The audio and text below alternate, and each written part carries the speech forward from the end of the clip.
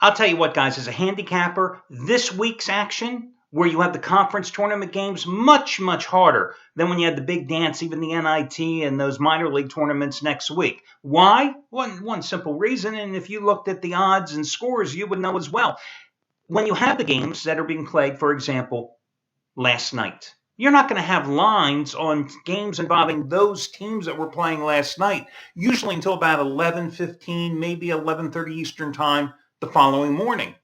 And then you really don't want to base your play on those opening lines. You want to see where the public is going to push those numbers because you may have anywhere from a half point to a 1.5 point deviation. So it makes my job as a handicapper much tougher. Because listen, I know you guys as customers, you want those plays ASAP. And so do I. I want to get it over and done with. So consequently, what I do, and I think the bulk of the handicappers here at the site do, you have two choices. First of all, you go ahead and you handicap all the games that are actually on the line, on the board and have lines posted. And you make your best bet from them and you just ignore the other games. But in reality, you have to look at the other games. You have to project your numbers for those games as well. And you've got to do the handicapping for them too. Of course, it's all a moot point if by the time that those games actually have official prices on them, suddenly your price and the public price in Vegas, they don't jibe, well, then there's a problem. But I know personally today, I looked at the card and there wasn't one single matchup other than Oregon UCLA, which didn't have a line, that really intrigued me. And consequently, I'm going to use that particular game as one of your 3 free selections today. But that's why I had a play as my best bet today in the ACC tournament for a game which had a line, well before last night's closed at the books. That being, of course, the NC State game against Miami of Florida. So anyway, just something I wanted to pass on to you. It's an interesting time of season. To me, it's almost like when you're having the Super Bowl every single day, Thursday through Sunday, for the next 3 weeks, starting this week. It's why I always say to you guys, if you've never been to Vegas during the month of March, you got to do it. I mean, it's pretty wild now during the conference tournaments because, there's nothing better than waking up at 9 o'clock in the morning and walking into your local sports book and going, hey, there's 5 games already on TV. It's like having Saturday every day of the week. But for the tournament, it's just the frenzy, the atmosphere. It's being with your brethren. It's really like going to a courtside or going to a game, a stadium, a coliseum, etc., except that you're indoors and you've got money on the game. And you may not be on the same game as the next guy is, but you're watching all the games. You're sharing in the agony and the ecstasy equally. So anyway, it's something you definitely ought to check out and look into doing.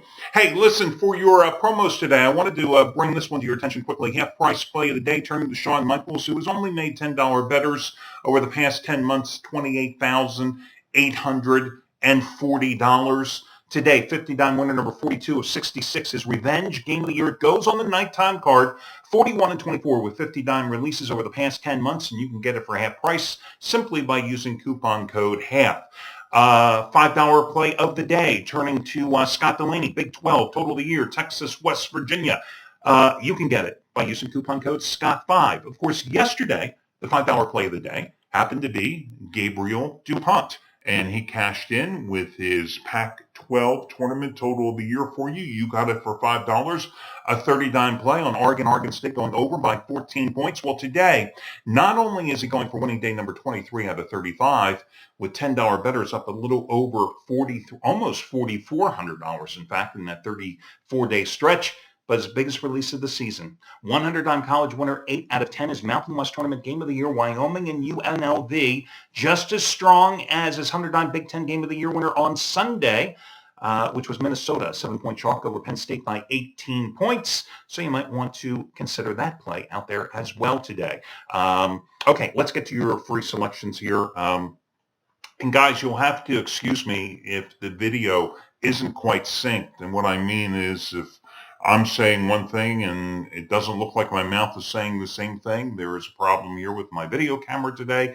And since I'm in a rush to get to, oh, did you hear that? That was my phone just going off. I was going to say, since I'm in a rush to get to the airport to pick up my wife, that's her texting me telling that she's landing.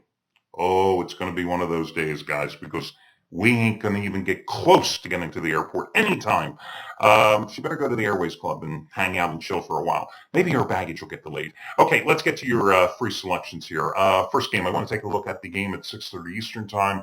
I'm going to go with Minnesota in a rematch against Penn State. Talk about a quick rematch, huh?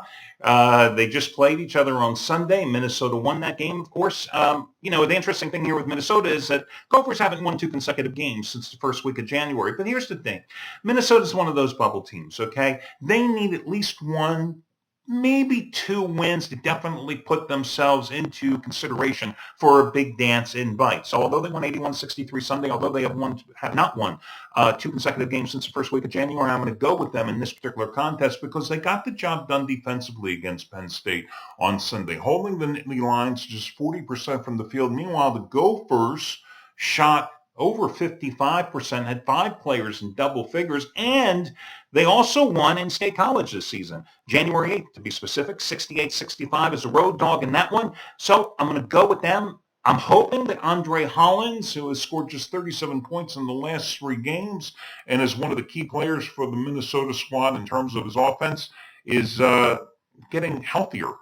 He really hasn't played great since coming back from an ankle injury, but I do like Minnesota and Richard Pitino's team minus the 4.5 points. Oklahoma State is a 3-point underdog against Kansas. I can't say I'm surprised. Listen, the game at the Sprint Center in Kansas City, Missouri, who do you think is going to be the crowd favorite there? It's going to be the Jayhawks. But here's the thing. What impressed me with Oklahoma State at the end of the season, they had won 4 straight games going into their season finale against Iowa State. They were up 16 points in the game, and they ended up losing the game, okay? But then, figuring yesterday that they would be in kind of a down spot, I went against them and used a free pick on Texas Tech plus 9 points against Oklahoma State. And when Texas Tech jumped out to an 8-0 lead in that game, hey, I was thinking it looked pretty good for the free play. And after that, it was all over. Oklahoma State's defense just totally took the Red Raiders out of their game, forced 14 turnovers in the first half of that contest, and then, rolled to an 80-62 win over Texas Tech, even though the Red Raiders out-rebounded them, dominated the offensive glass, dominated in the second half points. Because remember, Oklahoma State is not a big physical team. But the bottom line is Marcus Smart keyed the comeback bid in that one, 18.7 assists and 6 rebounds. Now, when these two teams last met, it was just a couple of weeks ago. It was in Stillwater. And the Cowboys found themselves trailing by 10 with a little over 10 minutes to go. Marcus Smart had 1 point in the first half, had 20 points in the second half, and he keyed their comeback win, 72-65 in that March 1st contest, as I said just a couple of weeks ago. So the Cowboys are 5-1 since Marcus Smart returned from that 3-game suspension. And before that, of course, they had lost 7 straight games. I'm looking at Kansas in this contest, and I see a Kansas team that is struggling. Their big guy, their center, he's out for the tournament because of a stress fracture in his back. In fact, the last game he played happened to be in the Oklahoma State loss in Stillwater on March 1st. So I think that's already a positive for Oklahoma State because a team that doesn't have a huge amount of size, well, you got Kansas, probably, if he comes out of school, projected first rounder or lottery pick, their biggest guy and their best rebounder out of action, okay? KU lost 2 of its final 3 games. I mean, Wiggins went for 40-plus in their season finale at West Virginia, and they lost the game 92-86. The Mountaineers just really toyed with them in that contest. And it's not like Kansas has played great outside of Lawrence this season in Big 12 play. I mean, remember, they lost at Austin to the Texas Longhorns. They lost at Kansas State, too, this season. I'm going to go with Oklahoma State here, plus the 3 points. I wouldn't be surprised if Oklahoma State, remember at the beginning of the year, Cowboys and Jayhawks, they were pretty much preordained, one of them to win the conference title. Well, KU did that, but I think Oklahoma State gets a little measure of revenge here. They're playing with confidence. They're playing well. I like when a team plays exceptionally well in a blowout. the day prior in these tournaments and then comes back the following day as a dog. And the other thing is this. The key to Oklahoma State is their ability to pressure opponents and force turnovers. In the 2 games against Kansas this season, and the other one, by the way, in Lawrence, was a 2-point loss, a game in which Oklahoma State was down, I think, 16 or 18 points at one stage before making an aborted comeback rally. They forced 22 and 19 turnovers. 41 turnovers for the Jayhawks in the 2 games against Oklahoma State. So I think you have the blueprint there, and I think that Oklahoma State is going to cover the number, getting 3 points. I think they're going to win this game outright. FYI, the 4 games played between these 2 teams and the Marcus Smart era, every single game, all 4 of them, have been decided in the final minute of play. Now, your other selection, I'm going to go with UCLA, a team that struggled down the stretch to knock off Oregon here tonight. Yeah, UCLA. I know Oregon won 8 in a row. I know Oregon just upset Arizona at home. But I like the Bruins in this game, guys, even though they got drilled by 18 points at Washington State in their season finale, even though they only went 2-3 in their final 5 games after winning 7 of their prior 8. And for this one simple reason.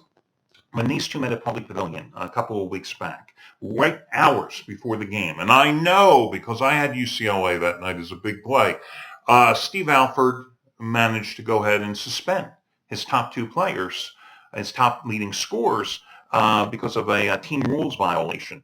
So they didn't play, and after falling down by double digits, UCLA played with such heart, forcing overtime, forcing a double overtime, before eventually Oregon managed to escape, Paulie, with an 87-83 win.